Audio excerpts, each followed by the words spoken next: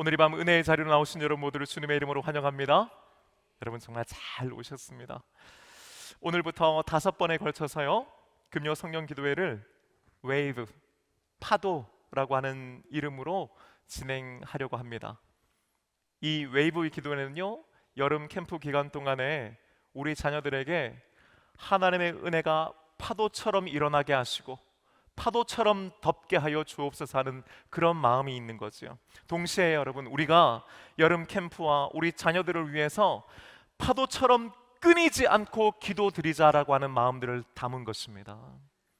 두 가지를 강조하기 위함이에요. 하나는요, 하나님의 은혜가 파도처럼 우리 자녀들에게 일어나게 하시고 우리 자녀들을 덮어 주옵소서 하는 거예요. 두 번째는요, 하나님, 우리가 자녀들을 위해서 파도처럼 끊어지지 않고 기도하게 하여 주옵소서.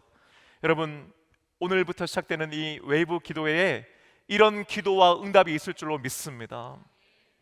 다음 주는 이제 어린이부 맡으시는 우리 남기현 목사님, 또 그 다음은 청년부 진용빈 목사님, 또 중고등부 한영규 전사님, 또 영유아 유치부 맡고 계시는 우리 임윤아 목사님께서 돌아가면서 이제 말씀 전해 주실 거예요. 여러분 중요한 건 먼저 아세요? 지금부터 우리 목사님들이 기도하면서 준비하고 계신다는 거예요. 어떤 분은 저한테 얘기하시더라고요. 아유, 목사님, 그래도 금요 기도회 때 담임 목사님이 설교를 해주셔야 성도들이 좀 더 나올 텐데요. 좀 더 나오고 안 나오고의 문제가 아니고요, 여러분. 물론 그 말씀의 의미가 뭔지도 제가 너무나 잘 알고 있지만은 다 한 분 한 분 귀한 주의 종들이고 앞으로 여러분 저보다 더 큰 일들을 하실 분들이라 저는 믿습니다. 우리 동선교회가 단순히 그분들을 그냥 교회학교 파트 담당하시는 분이 아니고 우리 동선교회 귀한 교육자, 또 앞으로 우리 교단과 한국교회를 이끌어가갈 지도자로 세워갈 수 있기를 주님의 이름으로 축복합니다. 이번 기도회를 통해서요, 각자가 맡고 계시는 그 교회학교 부서의 현황들 이렇게 모이고 있습니다. 이렇게 진행되고 있습니다. 뿐만 아니고요, 이런 기도의 제목을 가지고 저희는 기도하고 있습니다. 여러분 기도해 주세요. 함께 소통하는 귀한 은혜의 시간도 될 겁니다. 여러분, 사실은 우리가요, 아이들 교회학교 맡겨놓고 찾아오지만 그 안에서 어떤 일들이 일어나고 있는지는 잘 모르잖아요, 솔직히요. 우리 유치부가 지금 몇 명 모이고 있고, 우리 유치부 안에 지금 선생님들이 몇 명이 있고, 지금 유치부는 뭘 위해 노력하고 있고 무엇을 기도하고 있는지 사실은 잘 모르시잖아요. 근데 여러분 알아야 된다는 거예요. 이번 웨이브 기도회를 통해서 우리 교회 학교에 대해서 우리 성도님들이 더 많이 알게 되시기를 바라고요, 더 많은 기도의 제목들을 가지고 기도할 수 있기를 주님의 이름으로 축복합니다. 지금까지도 우리가 열심히 해왔죠, 교회 학교를 위해서. 하지만 여러분 더 해야 되고요, 더 할 수 있다고 저는 믿습니다. 담임 목사인 저부터도 노력하겠습니다. 여러분 원로 목사님 오실 때 3부 예배 제가 설교하지 않고요, 우리 유치부부터 쭉 교회학교 부서 돌면서 제가 예배드리고 아이들 위해서 기도하잖아요. 말씀 전하잖아요. 마지막에 축도해 주고요. 여러분 제가 알기로요, 한국 교회에서 우리 정도 되는 규모의 교회 중에서 담임 목사가 교회학교 부서 가서 설교하는 교회 없습니다, 여러분. 실제로 우리 교회에 등록하시는 분들 중에서요, 그것 때문에 이 교회는 담임 목사님이 교회학교와 자녀들에게 관심이 있구나 하는 것 때문에 등록하셨다고 하는 분들이 있어요, 여러분. 왜 그렇게까지 하는 겁니까? 그냥 교회학교 중요합니다, 우리 다음 세대 키워야 됩니다, 구호가 아니란 말이죠. 담임 목사인 저를부터 시작해가지고 우리 장로님들, 우리 중직자들, 우리 모든 교인들이 우리 자녀들에게 신앙교육하는 것 관심 가지고 힘을 쏟아야 되는 줄로 믿습니다. 제가 우리 교회 와서 너무너무 감사한 것 중에 하나가 뭐냐면 우리 장로님들이 그런 마음이 있으세요. 다음 세대들이 중요하고 교회학교에 뭘 하려고 하면 우리 장로님들이 도와주세요. 그게 저는 얼마나 감사한지 몰라요. 단순히 장로님들 당회뿐만 아니고요, 여러분 마음을 모아주셔야 돼요. 관심을 기울이셔야 됩니다. 그리고 기도가 부어져야 되는 줄로 믿습니다. 그렇기 때문에 이번에 우리가 여름 캠프 교회 예산도 있지만은 후원을 하고 또 뭐예요? 시간을 내 가지고 우리가 봉사하고 달라붙는 거예요, 여러분. 쏟아 부어줘야 되는 거예요. 그걸 통해 가지고 우리 교회 학교 아이들 한 명이라도 더 은혜 받을 수 있고 예수님 만날 수 있다면은 여러분 우리가 뭔들 아깝겠습니까? 그걸 하는 우리 교회 되기를 주님의 이름으로 축복합니다. 제가 오늘도요, 여름 캠프 후원 티셔츠 입고 나왔잖아요. 홍보하려고. 여러분 뒤에 보셨죠? 이렇게.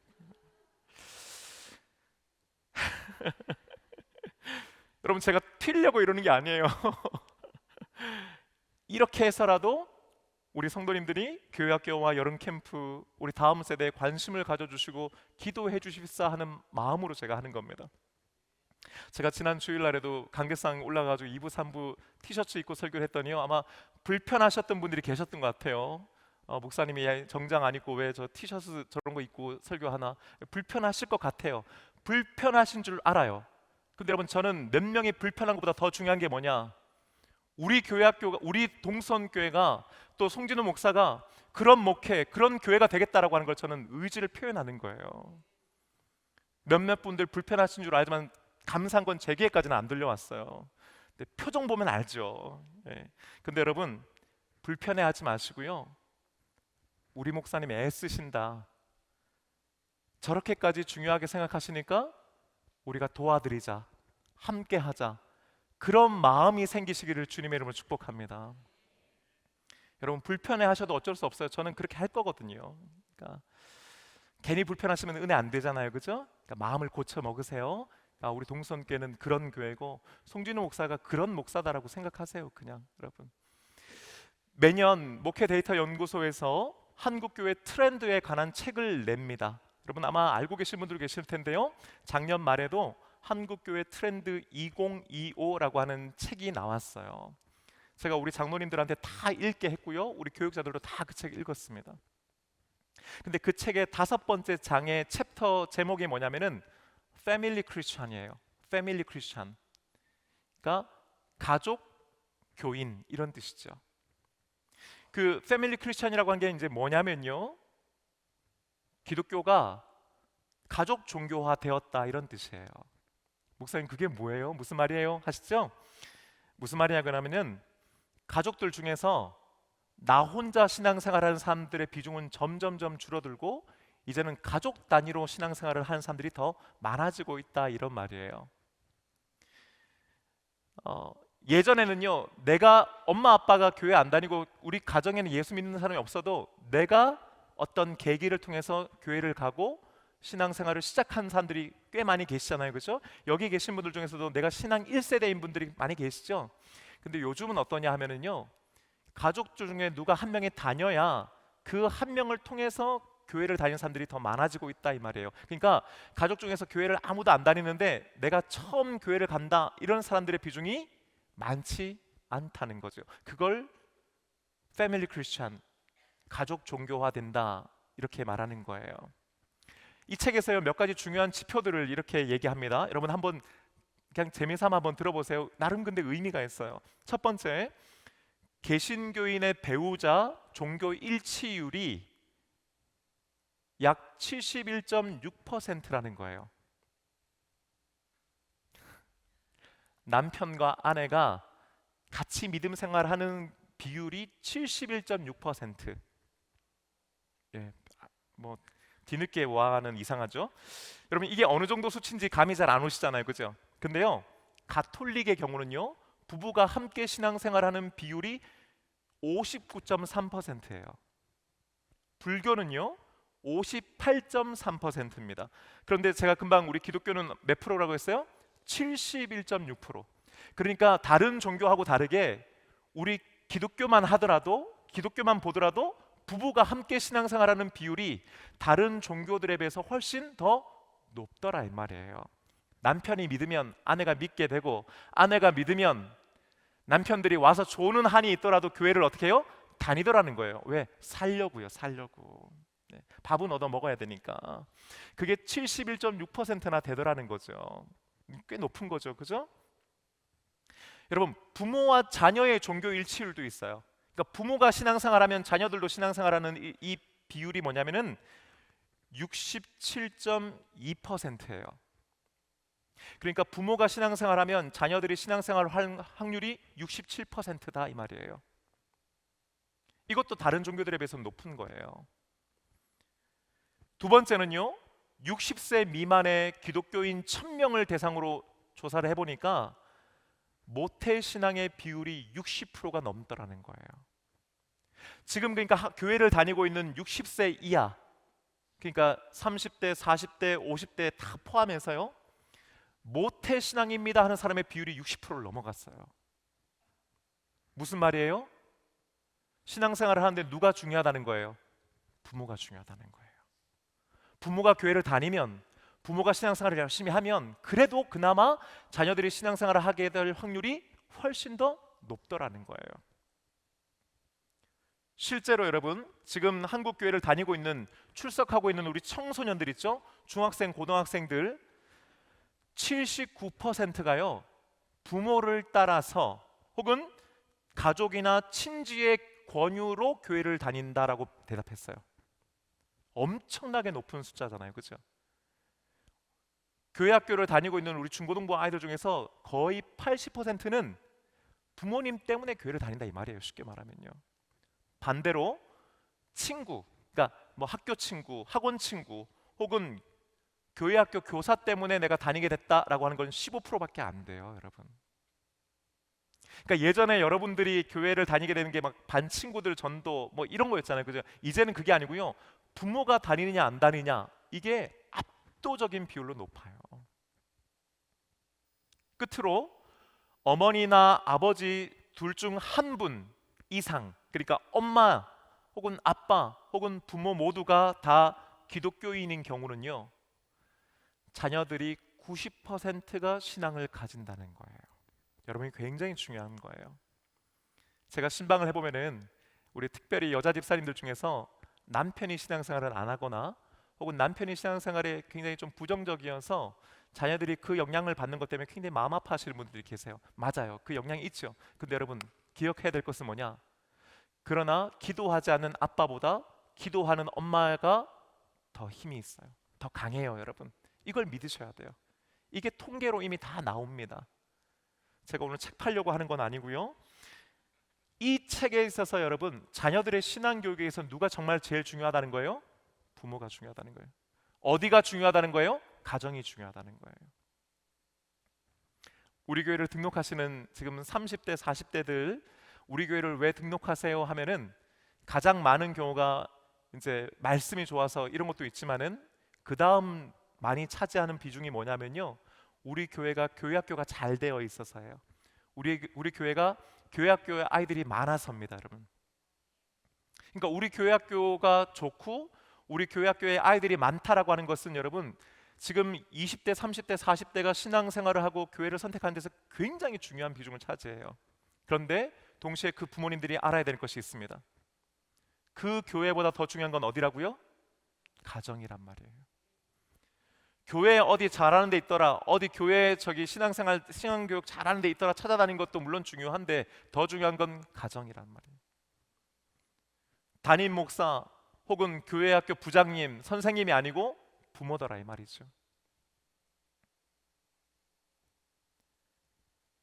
이 내용을 여러분 굳이 설문조사하고 책으로 안 내도 이미 수천 년 전에 모세의 입을 통해서 성경이 우리에게 가르쳐주고 있더란 말이에요. 오늘 6절 말씀 여러분 함께 읽어보십시다. 시작. 오늘 내가 내게 명하는 이 말씀을 너는 마음에 새기고. 아멘. 6절부터 오늘 본문 말씀이요, 자녀 교육을 어떻게 할 것인가에 대한 아주 핵심적인 말씀들이 담겨져 있거든요. 근데 그 첫 번째가 뭐냐? 오늘 내가 명하는 이 말씀을 너는 마음에 새기고가 우선이에요. 근데 이 말씀이 뭡니까? 이 말씀 바로 그 말씀이거든요. 바로 앞에 있는 말씀이에요. 4절 5절 말씀 함께 읽어봅니다. 시작. 이스라엘아 들으라. 우리 하나님 여호와는 오직 유일한 여호와이시니 너는 마음을 다하고 뜻을 다하고 힘을 다하여 내 하나님 여호와를 사랑하라. 아멘. 한글 성경은요, 이스라엘아 들어라 하고 시작하지만은 원래 히브리어로 기록된 원문을 보면요, 들으라 이스라엘, 쉐마 이스라엘이라고 시작돼요. 그래서 여러분 이 본문 이 4절 5절을요 쉐마 본문이라고 그래요. 쉐마라고 합니다. 쉐마, 들으라 하는 거예요. 여러분 신앙은 어디서부터 출발해요? 듣는 것에서 출발하는 거예요. 유대인들은요 지금도 이 구절을 하루에 2번 암송합니다. 신명기 6장 4절 5절은요 성경의 수많은 말씀들 중에 하나이지만은 오늘날 이 이스라엘 사람들, 유대인들의 삶과 의식 구조를 형성하는 기본적인 골격과도 같은 말씀이에요. 유대인들에게 말씀 하나 딱 골라라 하면 한순간에 망설임 없이 이 쉐마 말씀을 꼽습니다. 핵심은 뭐죠? 마음을 다하고 뜻을 다하고 힘을 다하여 내 하나님 여호와를 뭐하라? 사랑하라 하는 거예요. 탈무드를 보면요, 유대인 남자아이가 태어나잖아요. 그 아이가 말을 하기 시작할 때 부모가 제일 먼저 가르쳐야 되는 말이 뭐냐? 이 쉐마입니다, 여러분.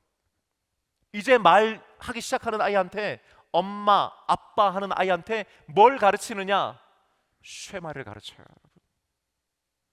유대인들은 죽기 전에 마지막으로 고백하는 것이 쉐마입니다, 여러분. 무슨 말이에요? 태어나서부터 사는 동안 그리고 죽을 때까지 무엇을 중심으로? 이 쉐마를 중심으로 살아간다 이 말이죠. 근데 이걸 어떻게 하라고요? 네 자녀에게 잘 가르쳐라가 아니에요. 어떻게 해요? 먼저 너는 마음에 새기고 하는 겁니다. 한글 성경은 마음에 새기고라고 번역했는데요, 히브리어 원문을 보면은 알레바바케라고 하는 뜻이에요. 알레바바카라는 단어인데요, 이것을 직역하면, 원문 그대로 하면 뭐냐면은 막 새기고 이런 게 아니고요, 이 말씀을 내 마음 위에 두라 이런 뜻이에요. 말씀을 마음 위에 두어라 하는 거예요. 무엇 위에 올려놓다 이런 뜻입니다. 근데 어디에 올려놓아요? 어디에? 마음에 하는 거예요. 마음에. 즉 말씀을 그냥 들어 머리로 이해하는 것이 아니고 마음, 즉 내 삶과 내 인생의 중심에 그 말씀을 올려놓는 거예요. 두는 거예요. 어디 치워두는 것이 아니고 그 위에 올려놓는 것이에요. 무엇을 말하고 생각하고 행동할 때마다 뭘 떠올리라는 거예요? 쉐마를 떠올려라는 거예요. 내 하나님 여호와를 사랑해라는 거예요. 그것을 통해서 생각하고, 그것을 통해서 말하고, 그것을 통해서 행동하고, 그것을 통해서 살아가라 이런 뜻이죠. 하나님의 말씀이 저와 여러분의 마음의 중심에 있기를 주님의 이름으로 축복합니다. 그 다음에 어떻게 해요? 그 다음에 7절 상반절 말씀 함께 읽겠습니다. 시작. 내 자녀에게 부지런히 가르치며. 아멘. 여러분, 가르친다는 게 뭘까요? 가르치는 게 뭐예요? 히브리어로 가르치다라고 하는 말은요, 샤난이라고 하는 단어인데, 이 샤난이라고 하는 말이요, 두 가지 의미를 가지고 있어요. 하나는 뭐냐면은 날카롭게 하다, 날카롭게 하다. 두 번째는요, 조각하다는 뜻이에요. 여러분, 칼이나 창이 있죠. 그 날을 날카롭게 하는 거 있죠. 여러분, 어떻게 날카롭게 하는 거죠? 갈아야 되죠. 여러분, 그게 바로 가르치는 거예요. 날을 가는 거 있죠. 가위나 칼이나 창, 무기의 끝을 날카롭게 해서 그것이 그것들의 역할을 할 수 있도록 해주는 거 있죠. 여러분, 그게 가르치는 거예요. 근데 여러분, 그냥 한두 번 간다고 해서 갈려지나요? 아니요. 제가 어렸을 적에 저희 집은 이제 여러분 이미 아시지만 저희 어머니가 한복점을 하셨거든요. 여러분, 한복점에서 중요한 것 중에 하나는 가위예요. 가위. 저는 어렸을 때 생각나는 게요, 어머니가 이제 천을 딱 자르실 때 가위로 천을 딱 대잖아요. 그냥 여러분, 이렇게 하는 거는 초보예요. 아시죠? 딱 대고 그냥 쫙 하면 나갑니다. 그러기 위해서는요, 그 가위 날을 항상 날카롭게 갈아야 되거든요. 그럼 저희 아버지가 그거를요, 부싯돌로 해가지고 쫙 가세요. 여러분, 근데요, 그게요 1, 2분에 안 끝나요. 지금도 여전히 날카롭지만 그것을 더욱 날카롭게 하기 위해서는요, 정성을 들여가지고 계속 가는 겁니다. 반복하는 겁니다. 지속하는 겁니다. 여러분, 그게 가르치는 겁니다. 부지런히 가르친다는 건 뭐냐? 마치 가위 날을, 칼날을, 창 끝을 날카롭게 하기 위해서 그것을 끊임없이 갈아내는 작업이란 말이죠. 여러분, 우리 모두는 죄인이죠. 우리의 마음과 양심은요, 화인 맞은 바 되었다고 그랬어요. 여러분, 불로 지져져서 무감각하단 말이죠. 우리는 죄에 대해서 우리는 무감각하단 말이죠. 우리는 하나님에 대해서, 하나님의 말씀에 대해서 무감각한 존재들이었단 말이죠. 그런데 어떻게 돼요? 뭉뚱그려지고 아무런 쓸모없었던 우리들의 마음과 우리들의 양심을 뭐예요? 말씀으로 끊임없이 갈아야 된단 말이죠. 죄에 대해서 날카롭게 찔러 나갈 수 있도록 해야 된다는 거죠. 그것이 어떻게 가능하냐? 부지런히 가르칠 때만, 부지런히 배울 때만 가능하다. 바로 그 말씀인 것이죠. 여러분, 자녀들에게 한두 번 말한다고 해서 우리 아이들이 하나님 알고 하나님 말씀대로 살고 하나님 뜻이 뭔지 알고 그렇지 않아요. 우리들도 어렵지 않아요. 근데 그나마 우리들이 이만큼 하는 건 뭐 때문입니까? 여러분, 그게 싫든지 좋든지 우리는 끊임없이 그걸로 날을 갈았기 때문에 가능한 거 아니에요. 신앙생활을 20년 30년 해왔기 때문에 그나마도 우리가 이만큼 믿음 생활하는 거 아닙니까? 여러분, 우리 어린 자녀들에게요, 20년 30년 40년 동안 날을 갈 수 있도록 해야 되는 것이 바로 저와 여러분들의 역할인 줄로 믿습니다. 여러분, 그게 부지런히 가르치는 거예요. 여러분, 날카로운 날은 한두 번 미린다고 해서 되는 것이 아니고요, 수십 번, 수백 번, 수년 동안 해야 가능한 것이에요. 여러분, 자녀들의 신앙교육은요, 하루아침에 되지 않습니다. 많은 분들이 목사님 너무 안 돼요. 안 돼요. 맞아요. 안 되는 거예요. 그렇기 때문에 어떻게 해요? 시간이 걸린다니까요. 그리고 그만큼의 노력을 부어야 된다니까요. 날을 가는 것과 마찬가지이기 때문이에요. 우리 자녀들의 그 마음이 죄로 인해서 화인마저만 된 그 마음 가운데 하나님의 말씀을 대고 끊임없이 비비며 갈아가야 되는 것이에요. 그럴 때 그 안에 그 아이들이 은혜를 깨닫게 되는 것인 줄로 믿습니다. 여러분, 한 번 날카로워진다고 해서 그럼 놔두면 되나요? 아니에요. 여러분, 제가 금방 말씀드렸잖아요. 시간 지나면요, 날카로웠던 그것들이 묻어진단 말이에요. 녹도 쓴단 말이죠. 그러니까 어떻게 돼요? 또 가져와서 또 갈아야 되는 거예요. 그게 부지런히 가르치며입니다. 많은 분들이 이런 얘기를 해요. 목사님, 우리 애가 예전에 초등학교 때, 유치원 때 저 따라 교회 잘 다녔거든요. 잘 다녔죠. 그때는 그나마 어떻게 해요? 좀 갈렸죠. 갈았죠. 근데 여러분, 그런 줄 알고 도왔더니 어떻게 됩니까? 어느 순간 안 되잖아요. 어느 순간 딴소리 하잖아요. 그러고 나서 애들이요, 중학교 고등학교만 되면요, 나 교회 안 가. 엄마, 나 꼭 교회 가야 돼. 이런 소리 한단 말이에요. 여러분, 그때 심장이 그냥 덜컥 내려앉죠. 여러분, 믿지 마세요. 계속 갈아야 돼요. 하겠거니 하면 안 됩니다. 여러분, 믿겠거니 하지 마세요. 초등학교 그때 신앙생활 잘했어요? 중학교 때 잘할 수 있도록 계속 가르쳐야 돼요. 중학교 때 잘했어요? 고등학교 때 잘하도록 갈아야 돼요. 여러분, 고등학교 딱 되고 나면서 애들이 머릿속에 어떻게 돼요? 내가 고등학교 때까지는 엄마 아빠 봐서 내 다녀준다. 대학 가면 그때 난 자유다. 아니요, 여러분, 대학 때도 가르쳐야 돼요. 대학 때도 가셔야 돼요. 이게 부지런히 가르치며입니다. 제가 금방 샤난의 두 번째 또 다른 의미가 있다 했죠. 그게 뭐예요? 조각하는 거예요. 조각하는 거. 여러분, 옛날에 학교에서 고무판화 작업 해보신 적 있죠, 그죠? 검은색 두툼한 거 그거 해가지고 뭐 거기서 해가지고, 여러분, 그게 바로 샤난이에요. 근데 여러분, 이 조각칼로 한 번 이렇게 쭉 미는 거 하고요, 반복해서 미는 거하고는 다르죠. 한 번 미는 거는요, 그냥 선이 하나 그어지는 거잖아요, 그죠?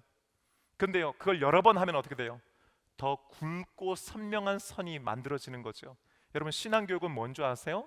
그 조각칼을 가지고 한 번, 두 번, 세 번, 네 번, 100번, 1000번을 새기는 거예요. 우리 아이들의 마음 가운데 말씀을 새기는 거예요. 하나님을 새기는 거예요. 은혜에 대해서 새겨주는 거예요. 그럼 그게 바로 부지런히 가르치며이라는 거죠. 한 번 생기는 건 얕고 낮아요, 여러분. 하지만요, 그걸 반복하는 거죠. 얼마의 세월이 지나도, 아무리 오랜 세월이 지나도, 그리고 우리 아이들의 삶 가운데 어떤 일을 경험하더라도 한 번 깊고 굵게 생긴 그 선, 조각된 그것이 흔들리지 않단 말이에요. 흐려지지 않도록 하는 거란 말이죠. 여러분, 그게 바로 저와 여러분들이 해야 되는 우리 자녀들의 신앙교육인 줄로 믿습니다. 그러면 이걸 어떻게 하느냐? 그게 이어지는 말씀 7절 하반절에 이렇게 기록되어 있잖아요. 함께 읽어봅니다. 시작. 집에 앉았을 때에든지 길을 갈 때에든지 누워 있을 때에든지 일어날 때에든지 이 말씀을 강론할 것이며. 아멘. 우리는 어때요? 집에 앉았든지 길을 갈 때든지 누워 있든지 앉아 있어 일을 할 때마다 공부하라고 하잖아요, 그죠? 근데 성경은 뭐라고요? 말씀을 강론해라 하는 거예요. 말씀을 강론해라. 강론하다는 말은요, 다바르라고 하는 건데, 이 다바르라고 하는 게 뭐냐면은 원래 기본적으로 가지고 있는 말은 말하다는 거예요. 말하다. 성경 말씀을 말하다. 또 전달하다는 뜻도 있어요. 내가 알고 있는 것을 전달해 주는 거. 근데 여러분, 여기에 또 재밌는 의미가 하나 있는데 뭐냐면 소통하다라고 하는 의미도 있어요. 자, 여러분 잘 보세요. 말씀을 내가 먼저 마음에 두어요, 중심에. 그리고 나서 아이들에게 그 말씀으로 그 아이들을 계속해서 신앙으로 갈아요. 날카롭게 하는 거예요. 새겨요. 그런데 그걸 어떻게 하느냐? 집에 앉아 있을 때든지 길을 걸어갈 때든지 앉을 때든지 일어날 때든지 뭐 하라고요? 말씀을 아이들에게 말해주는 거예요. 말씀의 내용과 말씀으로 받은 내 은혜를 우리 아이들에게 전달해 주는 거예요. 그리고 그 말씀을 주제로 영적인 대화로 아이들과 뭐 한다? 소통하는 거예요. 여러분, 자녀들에게요, 하나님에 대해서, 신앙생활에 대해서, 은혜에 대해서 여러분 말해 주셔야 됩니다. 말해 주셔야 돼요. 그리고 여러분들이 은혜 받으셨잖아요. 목원들하고만 나눌 게 아니고 아이들하고 나누셔야 돼요. 우리는 목원들하고 나누는 것만 잘해요. 목사님한테도 와가지고 목사님 저 기도 응답 받았어요. 이거 됐어요. 여러분 그걸 아이들에게 얘기해 주셔야 돼요. 아이가 시험 한번 잘 봤어요. 야, 엄마 기도했는데 너무너무 감사하다. 하나님 응답해 주신 거다. 너도 물론 열심히 했지만 하나님 도와주신 거야. 합격할 때마다, 잘 될 때마다, 여러분 잘 될 때만 아니라 어려울 때도 뭐예요? 걱정하지만 하나님 도와주셔요. 걱정하지만 하나님 지켜주셔. 엄마 예전에 이런 일이 있었어. 아빠 예전에 그런 일이 있었어. 우리 가정 이런 일이 있었어. 너 어릴 때 생각 안 나지만 그런 일이 있었어. 그때 우리 기도했고 교인들하고 기도했고 목사님 기도해 주셨고 그때 달라붙어서 기도하면서 은혜로 너 그때 나았어. 너 그때 합격했어. 그때 우리 위기 넘겼어. 여러분 이런 얘기들을 남들에게 하는 게 아니라 우리 자녀들에게 해야 되는 것이에요.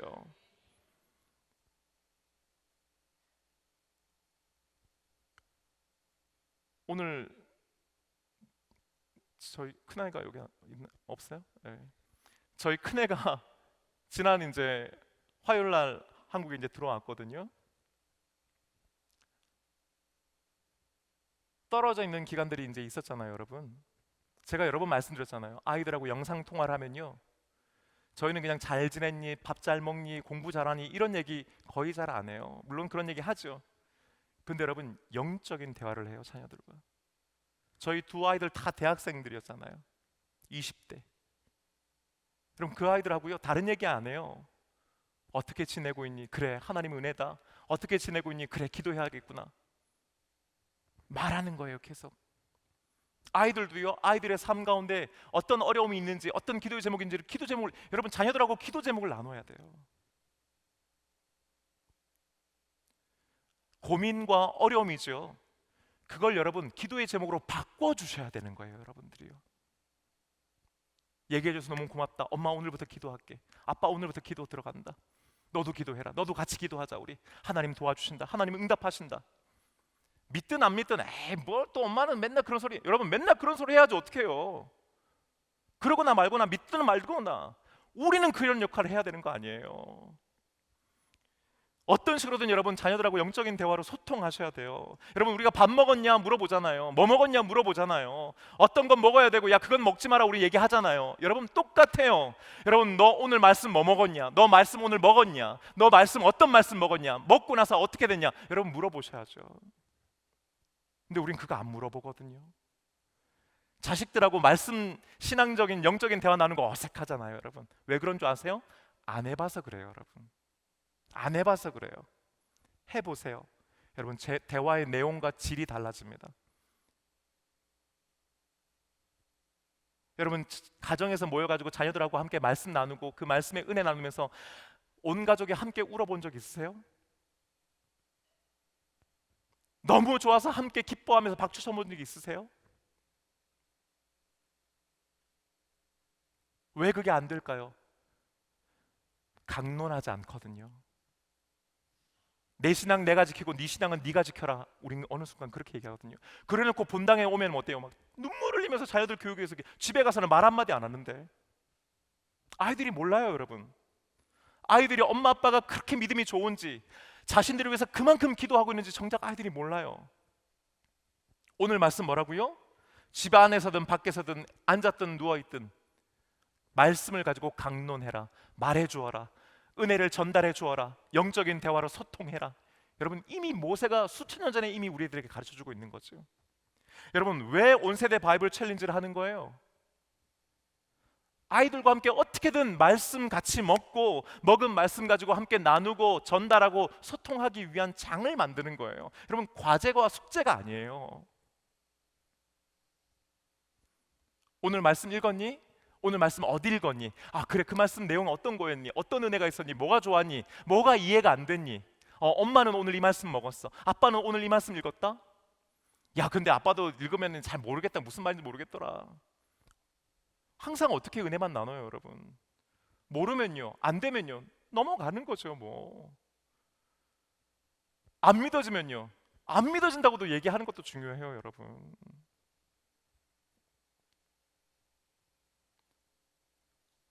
말씀을 기반으로 여러분 가정의 대화가 한번 움직여 보세요. 대화가 풍성해집니다, 여러분. 이거는 제가 왜 자신 있게 말씀드릴 수 있는 줄 아세요? 제가 해봤기 때문에 그래요. 제가 저희 아이들을 그렇게 키워봤기 때문에 그래요. 앞으로 이제 저희 아이, 큰 아이 이제 아마 여러분 인사하게 될 텐데, 이번에 와가지고요, 아이하고 같이 나누는데, 대화 나누는데, 여러분, 저희 큰 아이가 대학교 4년 동안 25명의 아이들을 전도했어요. 별로 안 놀라실 줄 알았어요. 그 중에는 무신론자들도 있어요. 저희 아이가 특별하기 때문이라고 저는 생각하지 않아요. 어떻게 그게 가능한 줄 아세요? 오늘 말씀처럼 무시로, 수시로 아이와 영적인 대화를 나눴기 때문이에요, 여러분. 아빠, 제가 아무개 지금 전도하려고 하는데 아빠 기도해 주세요, 여러분. 아빠, 걔가 완전 무신론자거든요. 근데 이번 주에 교회 한번 온대요. 아빠, 이번 주 위해서 기도해 주세요. 여러분, 자녀들하고 이런 대화를 해보신 적이 있으세요? 야, 친구, 걔 뭐냐? 야, 걔네 아빠 뭐 하냐? 걔 어디 사냐? 여러분, 이런 거 얘기하지 않아요, 우리가? 야, 걔 공부는 잘하냐? 야, 걔 교회 다니냐? 야, 너 교회 걔 위해서 기도하고 있냐? 야, 엄마가 그러면 걔를 위해서 어떻게 기도해 줄까? 여러분, 솔직히 우리 그런 얘기 하는지 한번 스스로에게 물어보세요. 왜 자녀 교육이 어려워요? 왜 자녀 교육이 잘 안 되세요? 솔직히 우리가 자녀들 신앙 교육 안 하거든요.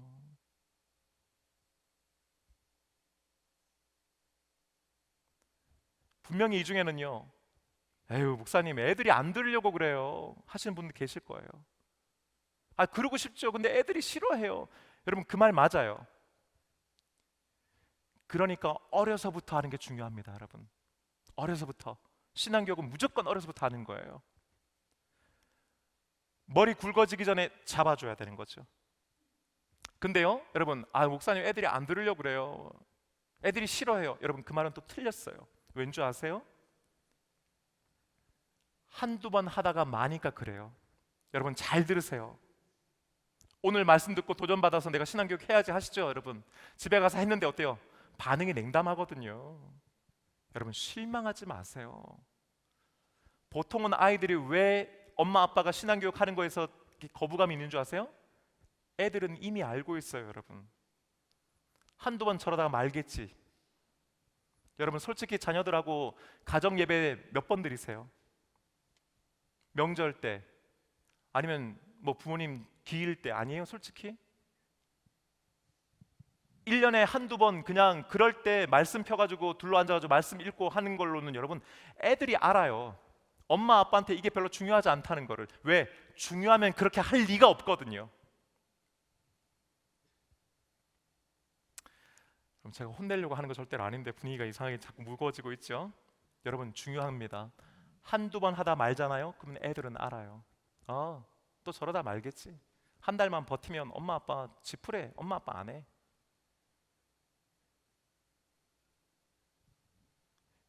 그렇기 때문에 8절과 9절의 말씀이 있는 겁니다. 말씀 함께 읽어보십시다. 시작. 너는 또 그것을 내 손목에 매어 기호를 삼으며 내 미간에 붙여 표로 삼고 또 내 집 문설주와 바깥문에 기록할지니라. 아멘. 아멘. 여러분, 좀 재미있고 좀 웃기지 않아요? 말씀을 기록해 가지고요, 손목에 차고 다녀요, 시계처럼. 실제로 여러분, 유대인들은요, 테필린이라고 하는 나무 조그만 상자를 손목에 찹니다. 그리고 그 안에 말씀을 적어가지고 넣어놔요. 그리고 그걸 꺼내서 말씀 읽습니다. 말씀을 미간에 붙여요. 여기다가 띠로 해가지고 꺼내보는 거예요. 읽는 거예요.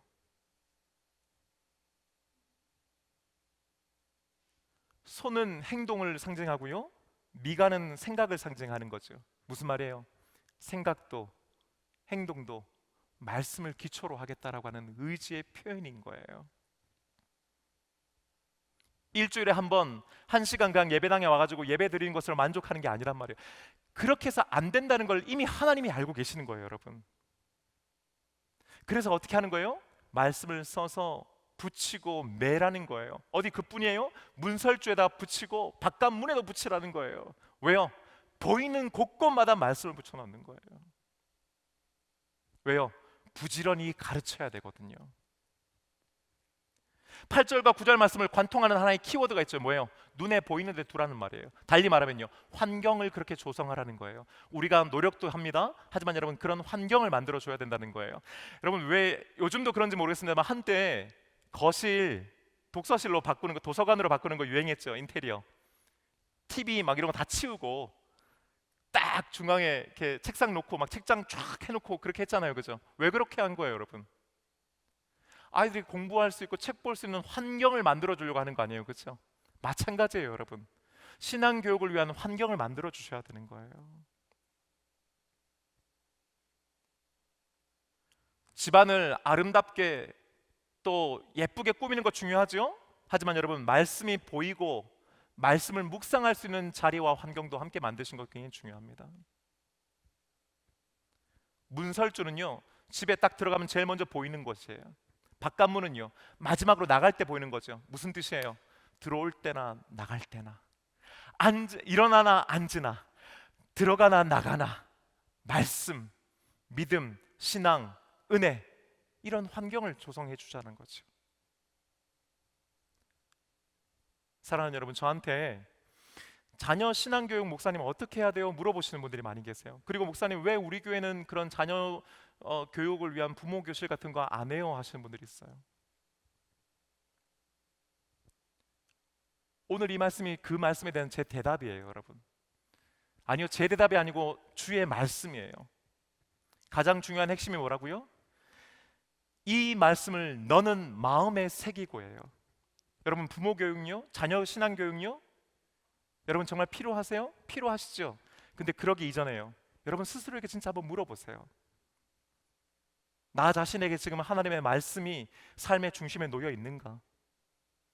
여러분, 방법이 아니에요. 프로그램과 사역이 아니에요. 아무리 좋은 프로그램 갖다 놔보세요, 여러분. 그러고 한다고 해서 집에 가서 그게 돼요? 알고는 되죠. 알게는 되죠. 중요한 건 뭐예요? 말씀이 정말로 내 삶의 중심에 놓여지는 것이 먼저란 말이에요. 어떻게 가르치느냐, 어떻게 전달하냐, 무슨 말을 하느냐, 이런 거는 그 다음이고요.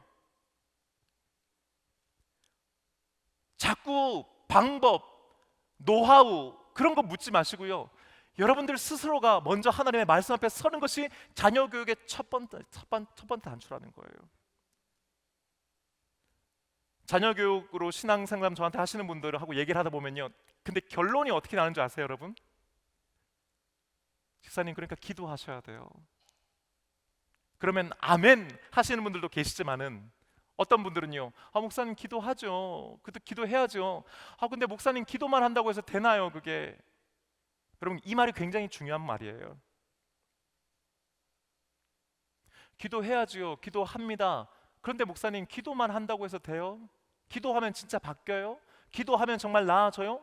여러분, 그렇게 사는 질문을 하는 그 부모가 어떻게 자녀들에게 신앙교육을 할 수 있겠습니까?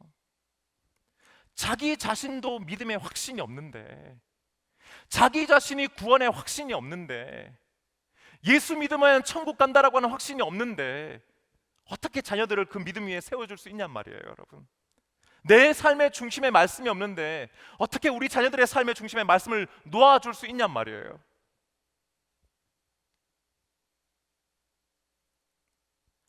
여러분, 오늘 이 말씀이 저와 여러분에게 도전의 말씀이 되기를 원합니다. 여러분, 우리 자신부터 하나님 여호와를 사랑하는지 여러분 오늘 이 시간 점검해 보셨으면 좋겠어요. 과연 정말 우리가 하나님의 말씀을 새기고 있습니까? 우리 자신부터 정말 우리들이 말씀을 우리의 삶의 중심에 놓고 있나요?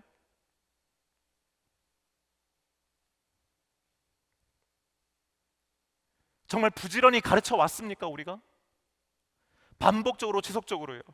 말씀에 대해서 말하고 전달하고 말씀을 주제로 소통해 보신 적이 있나요? 우리가 과연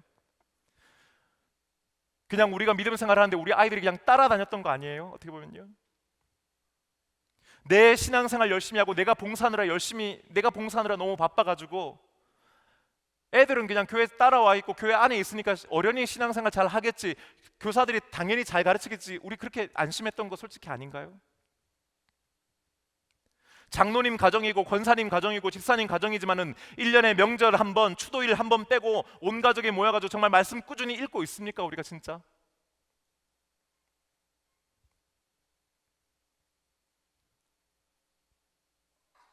평소에 말씀 한 장 펴서 함께 읽지 않는 집안이고 그런 분위기인데 우리 아이들이 어떻게 믿음 생활을 잘합니까? 여러분 어렵습니다.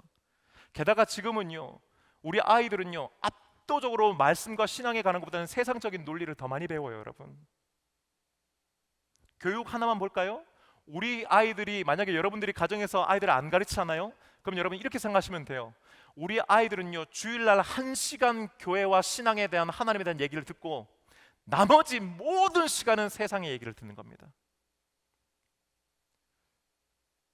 양으로나 질로 여러분 비교할 수가 없어요. 근데 이걸 반전시킬 수 있는 유일한 힘은 어디에 있느냐? 바로 여러분들이에요. 가정입니다. 교회는요 그걸 돕고 방법을 알려드릴 거예요. 이제 한국교회 트렌드 2025에서도 언급했지만 여러분 자녀들의 신앙생활에 절대적인 영향을 미치는 건 다시 말씀드립니다. 부모입니다. 우리들이 하나님, 교회, 신앙의 모델이고 모범이 되는 거예요. 여러분 달리 말은 뭐냐? 나를 보고 우리 애들이 믿을지 말지를 결정해요. 내가 말하는 거, 내가 행동하는 거, 내가 살아가는 삶을 우리 아이들이 보고 그걸 보고 난 다음에 결정합니다.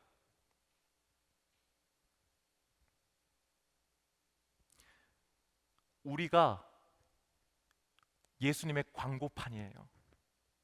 살아있는, 걸어다니는. 과연 내 삶을 보고 내 신앙을 보고 우리 아이들이 내 뒤를 따라오겠습니까? 물론 이게 모든 책임이 다 부모에게겠다는 얘기는 절대로 아니에요. 너무너무 신앙생활 잘하심에도 불구하고 아이들이 안 따라오는 경우 분명히 있습니다. 여러분 성경에도 그런 경우 많잖아요. 여러분 심지어 사무엘도 그 자식들은 영 아니었어요. 그러니까 어떻게 해야 됩니까? 여러분 그러니까 우리가 기도해야죠. 이게 그냥 되는 게 아니니까요. 이게 우리가 이미 알고 있지만 쉬운 게 아니니까요. 나도 죄인인 것처럼 우리 아이들도 죄인인 걸 어떡합니까? 그걸 가르쳐야죠. 부지런히요. 여러분 늦지 않았습니다. 오늘 설교의 핵심은 이겁니다. 여러분 지금까지 여러분 그렇게 안 했잖아요. 이게 핵심이 아니에요. 여러분 늦지 않았다는 게 핵심이에요. 여러분 한 번 해병은 왜 모르세요? 처음 들으세요? 한 번 해병은 해병대도 안 갔다 오신 분들이 그걸 어떻게 하세요? 여러분 저는 이렇게 생각해요. 한 번 아버지는 영원한 아버지고요, 한 번 어머니는 영원한 어머니예요. 비록 자녀들이 어려가지고 예전만큼은 부모로서 영향력이 덜하죠. 순순히 이것들이 말 안 들어주잖아요. 하지만 여러분 기억하세요. 그렇다고 해서 내가 아버지가 아니고 어머니가 아닌 건 아니에요. 아버지의 역할, 어머니의 역할을 여러분 포기하시면 안 돼요. 지들이 더 많이 배웠죠. 이제는 더 힘도 세지겠죠. 하지만 여러분 그렇다고 해서요 우리 자녀들이 우리보다 더 많이 산 건 아니에요. 우리보다 더 많이 인생의 경험을 가진 건 아니에요. 우리보다 더 영적으로 지혜로운 건 아니에요. 여러분 우리는 가르칠 수 있고 가르쳐야 합니다. 충분히 그럴 자격이 저와 여러분에게 있다고 저는 믿습니다. 여러분 자신감을 가지세요. 아이들에게 신앙에 대한 영적인 대화하는 거 여러분 망설이지 마세요. 주저하지 마세요. 듣든 안 듣든 그건 그 아이의 몫이에요. 끝까지 포기하지 않고 낙심하지 않고 여러분 우리가 기도를 심으십시다 하는 거예요. 말씀을 말하고요, 은혜를 전하고요, 신앙의 환경을 어떻게든 만들어주고요, 전화하고요, 마지막 끝에 그래 엄마 기도하고 있다, 그 말 한마디 여러분 꼭 잊지 말고 하세요. 여러분, 우리가 우리들의 일을 멈추지 않잖아요. 하나님은 하나님의 일을 결코 멈추지 아니하실 줄로 믿습니다. 여러분, 우리 자녀들을 위해서 더 기도가 필요한 것일 뿐이에요. 안 되는 게 아니고요, 더 기도해야 되는 거예요. 먼저 우리 자신이 말씀으로 우리의 삶의 중심을 놓고 부지런히 가르치고 그런 환경을 만들어서 그 한 명 한 명 우리의 소중한 자녀들을 믿음으로 세울 수 있기를 주님의 이름으로 축복합니다. 여러분, 저는 이것이 교회도 마찬가지라고 생각해요. 여러분, 우리 교회가요, 먼저 말씀 중심의 교회가 돼야 한다고 저는 믿습니다. 프로그램 사역 아니에요. 여러분, 말씀이 중심이 돼야 되고 우리 아이들을 말씀으로 키워야 됩니다. 여러분, 재미도 있어야죠. 흥미도 있어야 되겠죠. 하지만 말씀 아는 아이들로 키워야 하는 것입니다. 부지런히 가르치십시다. 강론하십시다. 그리고 무엇보다도 더 나은 환경을 만들어주기 위해서 우리 노력하십시다. 여러분, 교회 학교 지금도 우리 노력하고 있고 우리 장로님들과 함께 기도하고 있지만은 여러분, 마음이 모여져야 돼요. 자꾸 좀 더 솔직하게 말씀드릴게요. 여러분, 돈이 들어야 된단 말이에요. 투자해야 된다는 얘기예요. 어쩔 수 없어요. 들어야지 어떻게 하겠습니까? 써야지 어떻게 해요? 우리가 외국에 어디 한 번도 안 가본 네팔 신학생들을 위해서 우리가 후원하는 것처럼 여러분, 우리 교회 학교 아이들을 위해서 써야 되죠. 정작 우리가 밖으로는 막 퍼주는데요, 정작 우리 안에 곳간은 비워가면 안 되지 않습니까? 물론 그것도 열심히 해야 되지만은 우리 교회 학교를 위해서 더 나은 환경을 만들어주기 위해서 여러분, 우리 시간과 에너지와 돈을 써야 됩니다. 그럴 때 하나님께서 역사해 주실 줄 저는 믿습니다. 환경도 고쳐주고요, 장비도 더 나은 것이 있다면 바꿔주고요, 필요하다면 할 수만 있다면 그렇게 하는 우리 동성교회 되기를 원합니다. 그래서 이번 웨이브 기도회를 통해서요, 하나님께서 우리 자녀들에게 파도와도 같은 끊임없는 은혜를 부어주시기를 소원합니다. 우리들도요, 지금까지도 그랬지만은 파도처럼 쉼없이 끊임없이 기도를 쏟아부어서 그 한 명 한 명이 변화되는 놀라운 간증이 우리 가운데 있기를 주님의 이름으로 축복합니다. 이제 우리 다 함께 자리에서 일어나셔서요, 함께 찬양하면서 결단하고 기도하기 원해요. 여러분, 오늘 저는 여러분들과 함께 이 찬양 함께 하기 원합니다. 여러분, 기억하세요? 우리 신년 특세할 때 일주일 동안 이 찬양으로 너무 많은 은혜 받았던 거 여러분 기억나시죠? 제가 왜 이 찬양을 오늘 여러분들과 함께 하기로 마음먹었냐면요, 이거예요. 여러분, 우리는 이렇게 살아가고 있잖아요. 성도로 살아가고 있잖아요. 환난과 가난과 고난과 수고로움 속에서도 우리는 그 믿음을 지키며 살고 있잖아요. 우리는 무명하나 유명한 자고요, 죽음의 위기에서도 참 생명을 가졌고요, 근심하나 기뻐하고 가난하지만 모든 것들을 가지고 있는 부유한 자들이잖아요. 여러분, 우리 자녀들도 그렇게 키워야죠. 이 성도의 노래가 나에게 주시는 은혜라면 거기에 머물지 아니하고 주님, 우리 아이들도 이런 찬양을 부르는 아이들이 되게 하여 주시고 우리 아이들도 이 찬양의 주인공이 되게 하여 주시옵소서. 세상은 점점 어려워져 가고 사람들은 믿음에 대해서 눈길을 돌리지 않지만은 나와 내 집은, 우리 자녀들은 누가 뭐래도 이 성도로서 살아가는 주님, 이 삶을 살아가게 하여 주시옵소서. 나는 이 노래를 부르는 것처럼 우리 자녀들도 이 노래를 부르며 살게 하여 주시옵소서. 여기서 고백되는 그런 성도로 살아가게 하여 주옵소서. 오늘 찬양 부를 때 여러분, 우리도 다시 한번 그 마음 새기고, 맞아, 나는 성도지, 내가 그 말씀 내 삶의 중심에 넣어야지, 그것부터 먼저 해야지. 그리고 부지런히 가르쳐서 우리 아이들도 성도로 살게 해야지. 오늘 그 도전이 이 찬양 가운데 있기를 주님의 이름으로 축복합니다. 함께 찬양하며 주님께 나아가십시다.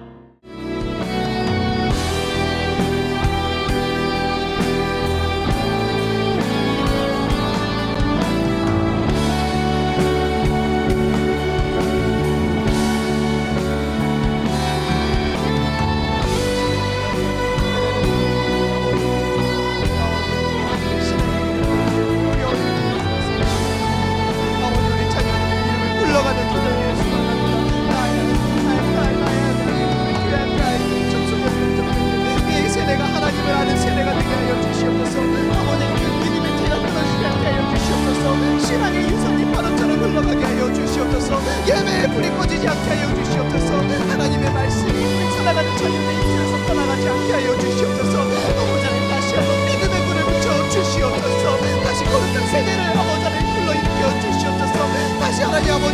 끓는 믿음 앞에 내 다음 세대가 되게 하여 주시옵소서. 저의 우리 아이들 모두 깊이 들어가게 하시고 믿음을 의지하며 나아갈 수 있는 귀한 믿음의 세대를 될 수 있도록 인도하여 주시옵소서.